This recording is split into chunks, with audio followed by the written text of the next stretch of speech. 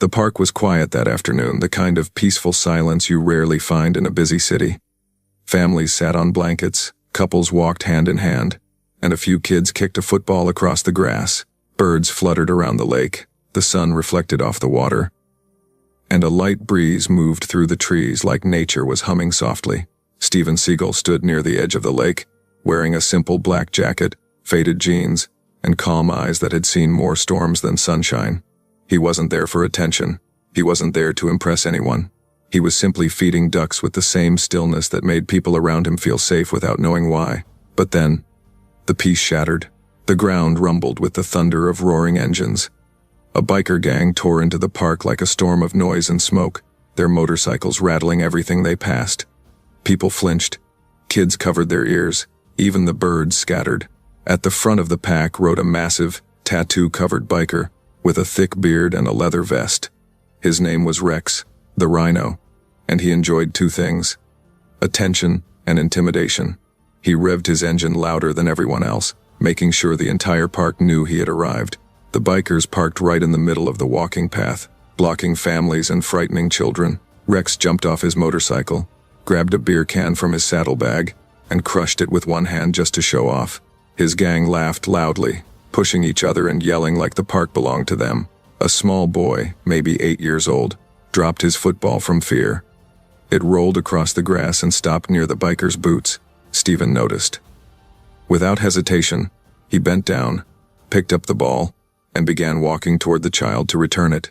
But Rex saw something else. He saw Steven stepping toward him slowly, calmly, without fear, and his ego twisted the moment into a threat. "What's this old man think he's doing?" Rex grunted, tossing aside his empty can. Before Steven could even hand the ball back to the boy, Rex stomped forward, grabbed Steven by the collar, and slammed him back against a tree. The entire park gasped. Parents froze. Kids screamed. Phones lifted into the air as people recorded. Rex leaned in, tightening his grip, eyes burning with arrogance. "You walk in my path again," he growled, "and I'll choke the life out of you, old man." But what Rex didn't know was that the man he had just grabbed was someone he should have never touched. And what happened next? No one in that park will ever forget. Riverside Park had always been the kind of place where people came to escape the noise of everyday life. It was wide, open, and peaceful, far enough from the main roads that the sound of traffic faded into nothing more than a distant hum. Children played tag near the big oak tree. Couples lounged on picnic blankets. Elderly men chatted on benches about old memories, and joggers traced the winding paths along the river. It was Sunday, the one day the city seemed to breathe slowly. Steven Seagal stood alone near the lakeside railing. No fanfare, no entourage, no cameras, just Steven, a small paper bag of bird seeds in one hand, tossing gentle handfuls into the water. He wore a simple black jacket, slightly faded jeans, and boots that had clearly lived through years of use. His posture was calm, almost meditative, his eyes steady and observant, as if he saw everything without looking at anything. For a man known by the world, he moved like someone perfectly content being invisible. A family nearby snapped a quick photo, whispering to each other, unsure if it was really him. But Steven didn't turn. He didn't react. His silence blended him into the environment like another tree or stone or shadow. He was part of the peace, but peace never lasts long when ego arrives. The rumble began faintly, a low vibration under the ground that only the dogs noticed at first. A couple of joggers slowed, confused. Parents looked up. Kids stopped mid-play, listening, and then the quiet tremble grew louder, louder, louder, until it wasn't a rumble anymore. It was an invasion. A pack of motorcycles roared into the entrance of the park, engines screaming, exhausts spitting smoke like dragons breathing fire. People turned in shock as the noise ruptured the serenity. Birds erupted from the trees. Ducks scattered from the lake. The peaceful Sunday shattered like glass. At the head of the group rode Rex, the Rhino. He didn't get that nickname by accident. Rex was broad, thick-necked, tattooed from wrist to shoulder, with a beard so heavy it looked like it weighed more than his helmet. His leather vest was covered in patches, some earned, some stolen, all meant to signal dominance. He didn't ride into places, he arrived in them, expecting the earth to bow slightly beneath his feet. Behind him came 6 more bikers, each loud in their own way, revving engines, shouting, laughing, throwing crude jokes across the air. They tore across the grass instead of following the paved path. They didn't care about children nearby or families trying to enjoy their afternoon. Noise was their power. Intimidation was their fun. Rex screeched his motorcycle to a halt right in the middle of the open walkway. People stepped back immediately. Some parents lifted their kids into their arms. A few teenagers pulled out their phones, half to record, half to pretend they weren't intimidated. The bikers started acting as if the park was their territory. One tossed a full soda can onto the grass. Another revved his engine in front of a jogging woman just to startle her. A third kicked a trash bin over and laughed when papers scattered. Rex dismounted slowly, making sure everyone saw him. He grabbed a beer can from his saddlebag, cracked it open, and took a long drink. When he finished, he crushed the can with his hand, then tossed it onto a picnic table without a second glance. A little boy nearby, maybe 7 or 8 years old, watched them nervously. He held a bright red football, the kind with small white stitches, and tried to stay out of their way. But fear makes hands clumsy. When one of the bikers revved loudly, the boy flinched, and the football slipped from his grip. It bounced once, twice, then rolled straight toward Rex's heavy boots. The boy's eyes widened. He didn't dare go after it. Stephen, who had been feeding the ducks, noticed instantly. Without rushing, without making noise, he bent down, picked up the football, brushed off the dirt, and started walking toward the boy to return it. But perception is often the victim of ego. Rex saw Stephen walking toward him, not the boy. To Rex's twisted mind, Stephen's calm steps looked like defiance, like challenge, like disrespect. Rex wiped his mouth with the back of his hand and stepped forward, blocking Stephen's path. His boots planted firmly on the grass as he stared straight into Stephen's eyes. "You lost, Grandpa?" Rex sneered. Stephen didn't raise his voice, didn't change his expression. "I'm returning this to the child," he said, lifting the ball slightly. Rex scoffed loudly so everyone could hear. "Oh, so you're a hero now? You think you can walk past my boys without showing respect?" Stephen's voice remained steady. "I don't want trouble. Just doing what's right." Rex's lip curled. "What's right? Is you backing up before I teach you some manners?" Before anyone could react, Rex stepped closer, towering, loud, aggressive, completely unaware of the quiet storm he was provoking. "Before we continue, tell me in the comments, what should happen next? Fire the biker or forgive him? And salute to everyone who stays calm when others try to provoke them." The moment Rex stepped closer, the atmosphere in the park changed. The air grew heavy, as if the trees themselves were holding their breath. Parents pulled their children behind them. Couples backed away.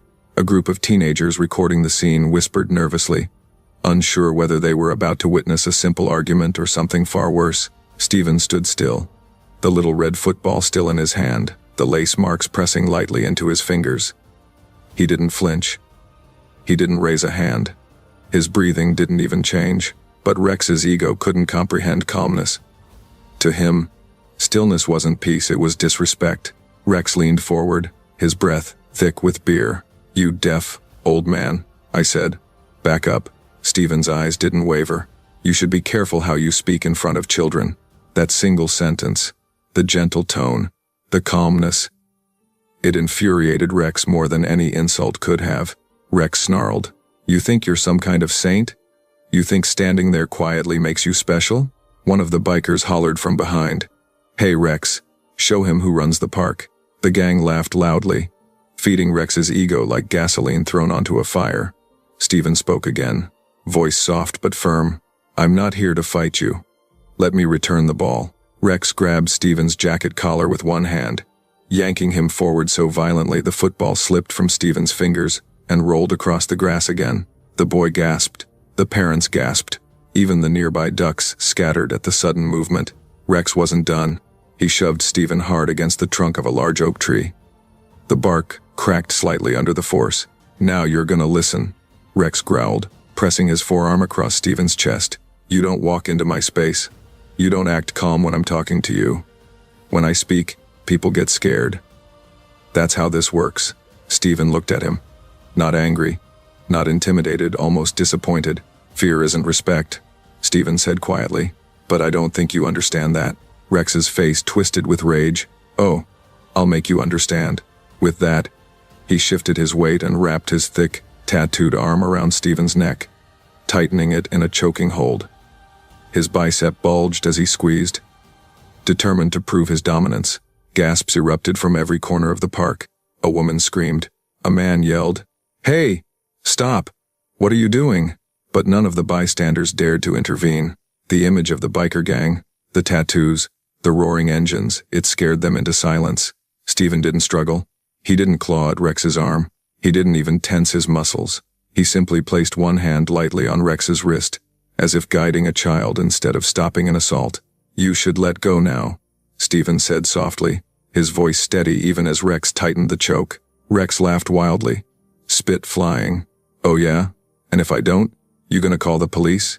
You gonna cry for help?" "No," Stephen said. "You might just hurt yourself." This only made Rex angrier. He squeezed harder.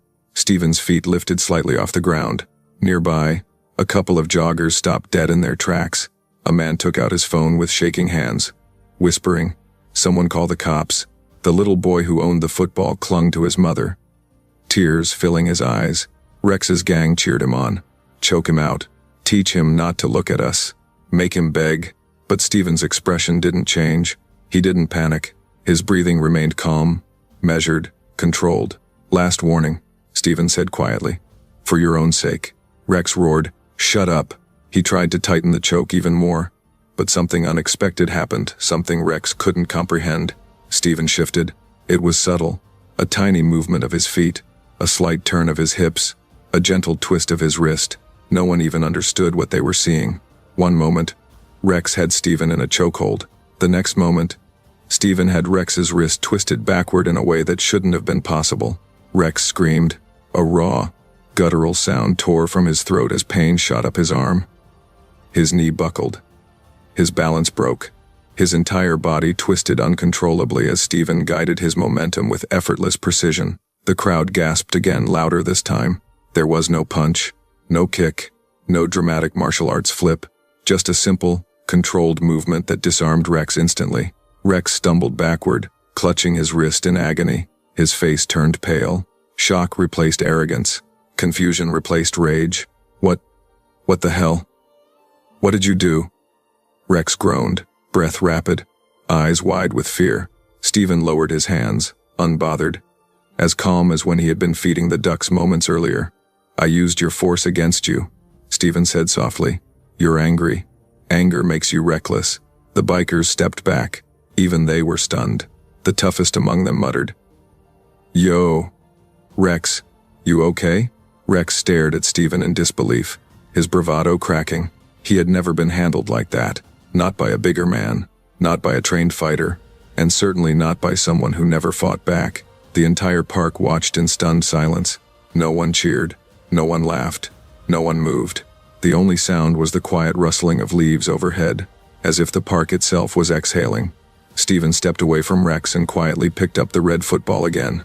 He brushed the dirt off it, then looked toward the frightened child. But before he could return it to the boy, a new sound appeared in the distant sirens. 2 park officers were running toward the source of the commotion, and the moment Rex saw them, his face drained even further. His regret was only beginning. For a long moment, the park stood frozen. Not a whisper, not a shuffle, not even the flap of a bird's wing moved through the air. The shock was too thick. Everyone was processing what they had just witnessed. Rex, the rhino, known for breaking noses and threatening anyone who crossed him, stood hunched over, clutching his wrist like a wounded animal. His chest heaved. His eyes twitched in confusion. He didn't understand what had happened. 1 second he was in full control, choking an older man he expected to collapse. And the next, he was powerless, undone by a tiny movement he hadn't even seen. The bikers behind him shuffled uncomfortably. They weren't used to seeing their leader stumble, let alone yelp in pain. One of them muttered, "Dude, he didn't even fight back." Another whispered, "Bro, Rex just got folded by an old guy." The laughter they carried earlier evaporated into pure discomfort. A few steps away, Stephen stood calmly, brushing dirt off the little red football. Not triumphantly, not arrogantly, just quietly, like someone who had handled a minor inconvenience rather than a violent assault. The little boy who owned the ball peeked from behind his mother's leg. His wide, watery eyes locked onto Stephen, silently asking, "Is it safe?" Stephen offered him a small nod, and the boy's shoulders relaxed. Parents began whispering among themselves, "That man just saved himself without hurting him. Did you see how fast that was? He barely moved. Is he some kind of expert?" A jogger approached carefully, squinting at Stephen. Wait. I know that face. Is that no way? That has to be him." A teenager zoomed in on his phone camera and almost dropped it. "Bro, guys, it's Steven Seagal. I'm not lying, it's him." Gasps rippled through the crowd. A couple of middle-aged men whispered like excited school kids. "He's a martial arts master.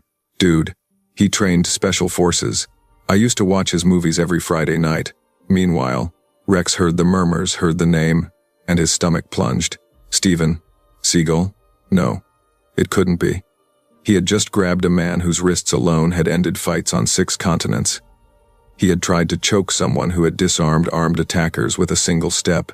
He had laid hands on a man known for never escalating but always finishing. Rex swallowed hard. Sweat rolled down his temples, but embarrassment wasn't done with him. The rising wail of sirens grew louder. The 2 park officers, who had been called by panicked bystanders minutes earlier, were now sprinting toward the scene. Radios crackled at their hips, and their eyes darted around, assessing the situation. People pointed in unison. It was him. That guy grabbed him. He choked the older man. He attacked for no reason. The officers moved fast, instinctively stepping between Stephen and Rex, putting themselves between the victim and the aggressor. "Sir, are you all right?" one officer asked Stephen. Stephen nodded gently. "I'm fine. Nobody's hurt." Rex's jaw tightened. Stephen wasn't accusing him.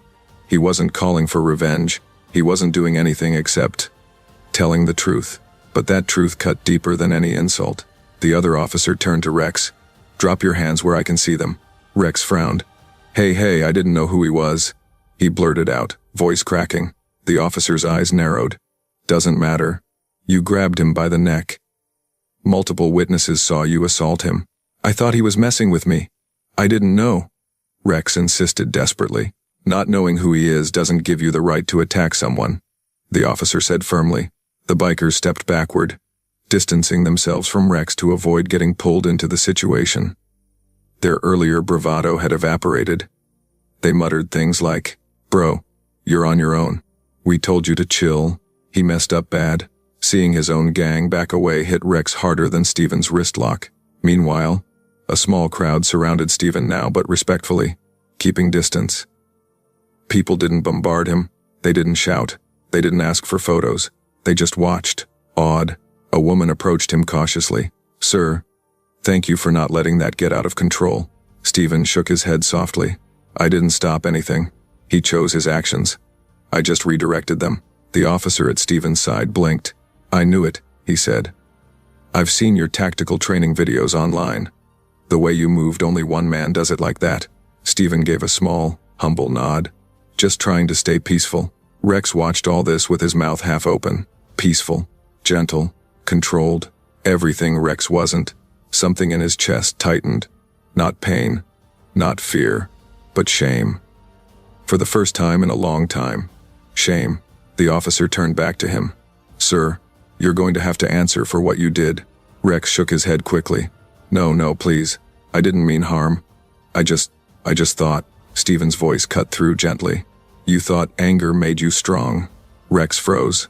The words hit him harder than the wrist lock. Stephen stepped forward, not threateningly, but with the calm confidence of a man who didn't need to prove anything. "Strength isn't loud," Stephen said. "It doesn't need a motorcycle or a crowd. It's quiet, controlled, respectful." Rex swallowed again, his throat tight.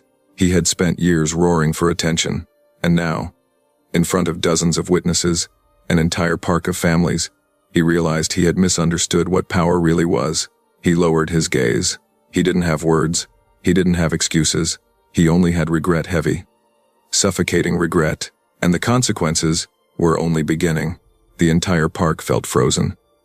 The bikers' men stood stiff, their tattoos looking smaller than before, their voices gone, their bravado evaporated. Families watched from behind benches, unsure whether to cheer or stay silent, and there, In the center of it all stood Steven Seagal, calm, unmoved, breathing slow and steady, as if nothing extraordinary had happened. Rex, the biker leader who had tried to choke him minutes earlier, lay kneeling on the dirt. His forehead was sweaty, his breath trembling, his hands hovering in the air, not in defense, but in surrender. The massive man who moments earlier roared like a monster now looked like a frightened child caught stealing. "Stand up," Steven said quietly.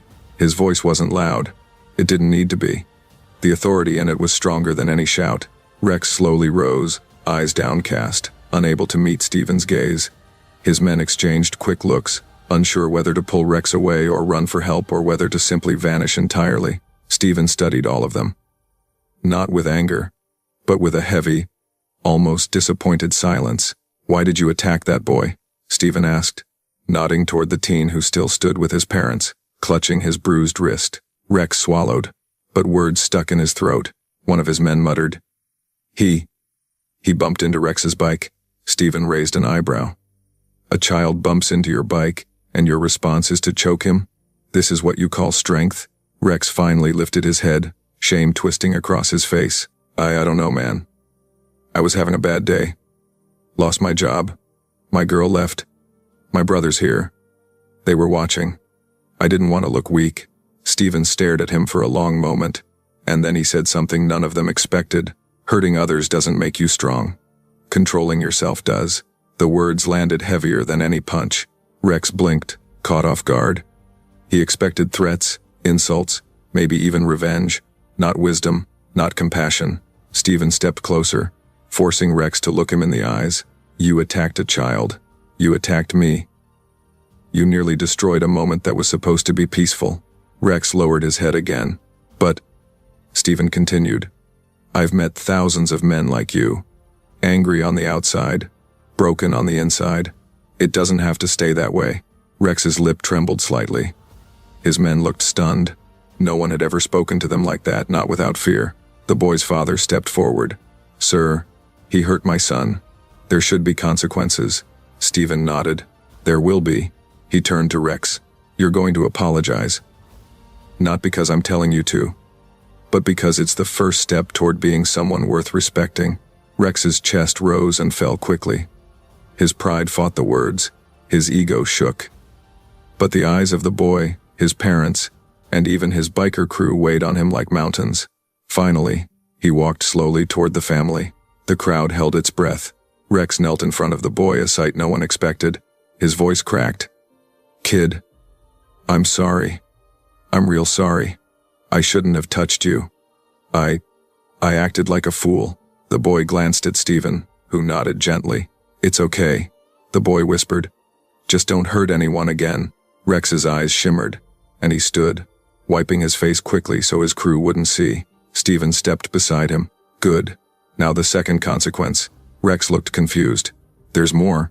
"Absolutely," Steven said. "You and your men will spend the rest of the day cleaning this park. Trash, benches, graffiti, everything." One biker scoffed. "We're not janitors." Steven stared at him. "You became cowards the moment you attacked a child. Today, you earn back a piece of your humanity." The biker swallowed hard and fell silent. Rex nodded slowly. "Yeah, we'll do it. All of us." Steven stepped back, letting the weight of the moment settle. Children peeked from behind swings. Parents exchanged surprised, relieved looks. People who had recorded earlier kept filming, but now with admiration instead of fear. As the bikers grabbed bags and tools from their bikes, Rex approached Steven one last time. "Why didn't you humiliate me?" he asked quietly. "Most men would have." Steven placed a hand on his shoulder. "Because I don't fight to destroy people. I fight to wake them up." Rex nodded slowly, something shifting inside him, something that looked suspiciously like respect. Steven turned toward the path, walking away as though the entire confrontation meant nothing. But everyone watching knew differently. He had just changed the ending of a story that could have turned tragic. And he didn't do it with fists. He did it with strength, the kind that comes from character.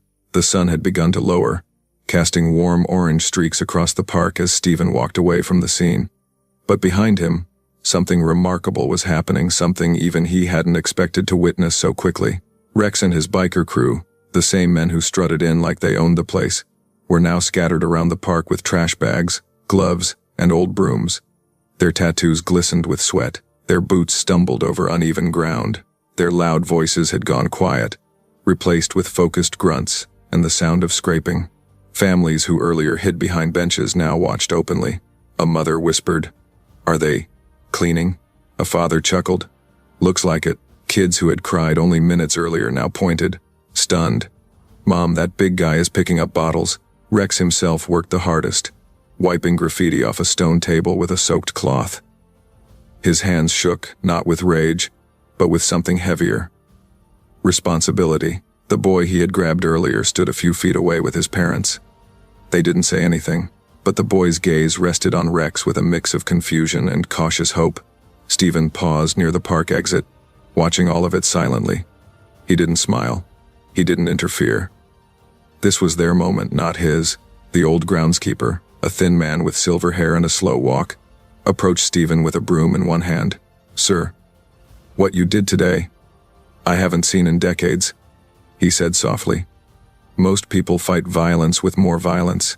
You didn't." Stephen nodded. "Anger doesn't cure anger," the man chuckled. "Wish the world understood that." Back near the benches, Rex's men kept glancing toward Stephen, as if afraid he'd suddenly judge their work, but he didn't even look their way. That bothered them. They weren't used to someone who didn't need to prove himself. One biker finally spoke, wiping sweat from his forehead. "Hey Rex, why's he not watching us?" Rex paused, leaning on the trash picker. "Because he doesn't need to," another man frowned. "What's that mean?" Rex sighed deeply, dropping the last can into the bag. "It means some men test you with fists, others test you with your own conscience." His crew stared at him, confused but thoughtful. Something had cracked open inside Rex, a piece of truth he had buried for years. Meanwhile, Stephen walked to a quiet part of the park where a small fountain stood. Children dipped their fingers in the water, watching the ripples. A woman approached him, pushing a stroller. "Sir, thank you," she said softly. "For what?" Stephen asked. "For stopping a disaster without making another one." He simply nodded. Gratitude never sat heavily with him. Humility kept his shoulders grounded. A group of teenagers approached next, phones in hand. They weren't recording this time, they just wanted to shake his hand. "Sir, that was amazing. You saved that kid.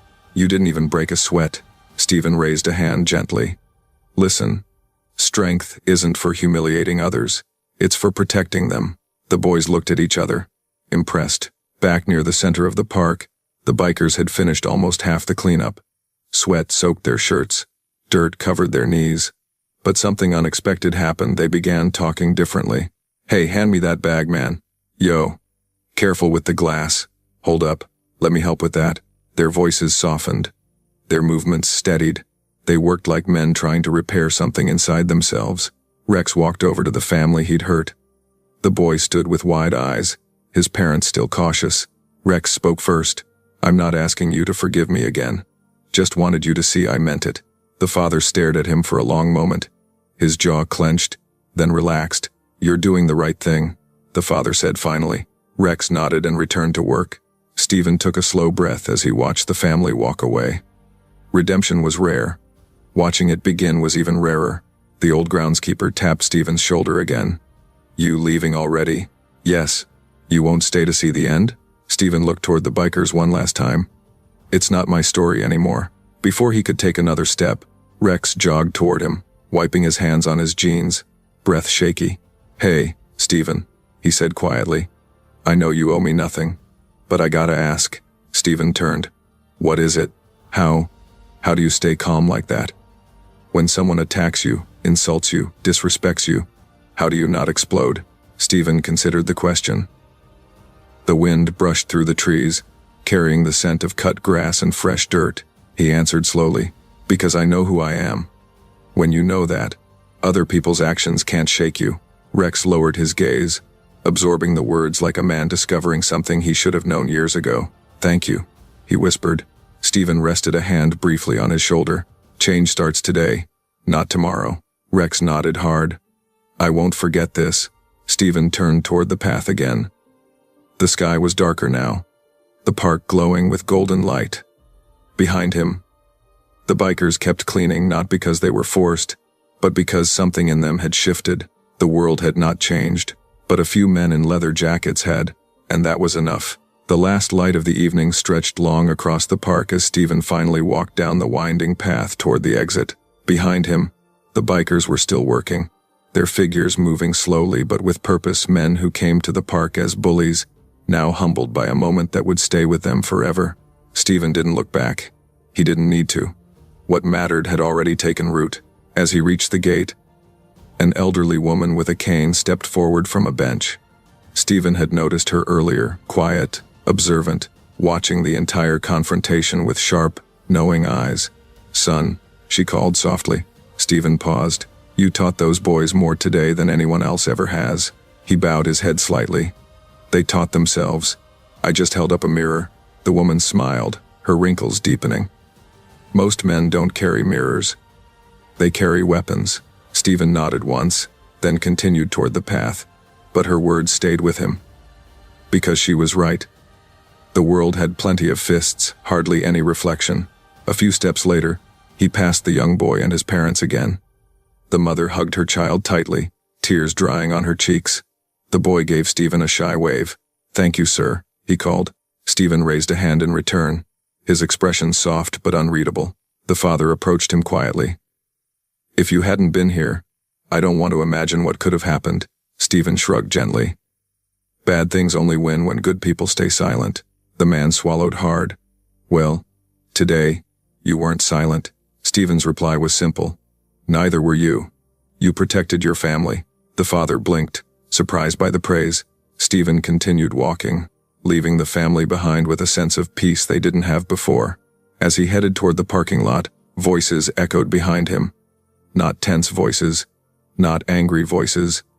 Conversations. Laughter. The kind that returns to a place once fear has left it. Rex's voice rose above the rest. "Yo, Luis, grab another bag, man. We're not done yet." One of the bikers groaned. "Bro, how much trash is in this park? Enough to remind us why we're doing it," Rex replied, but there was no bitterness in his tone. Only sincerity. Stephen paused for a moment, listening. Sometimes healing wasn't loud, it was simple, honest, unexpected. He reached a quiet stretch near the lot, where the trees arched overhead like an old, natural cathedral. The world was calmer here, softer.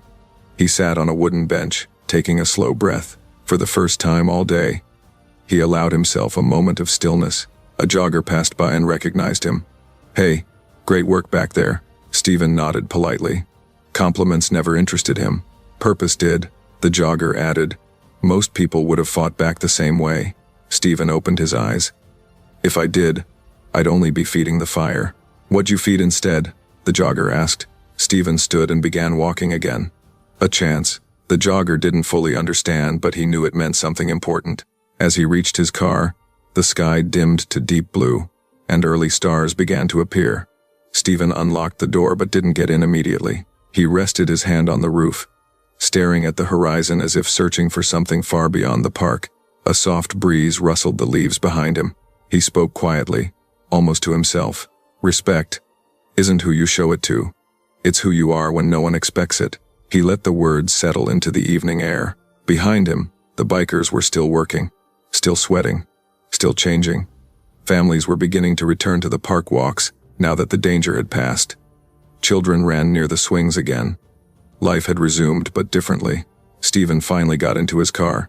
Before closing the door, he took one last look at the park. At the laughter, the gratitude, the second chances. Then he spoke softly, but with conviction. Strength isn't about winning fights. It's about choosing not to start them. He closed the door. The engine hummed, and Stephen drove off into the fading light, leaving behind a story that every witness would remember, not because of the punches thrown, but because of the lesson learned. And that lesson was simple. True strength is calm, true respect is universal, and true power is the ability to change hearts without ever raising your voice. If you believe humility is real strength, type respect in the comments, and tell me where you're watching from. I want to thank every kind soul personally.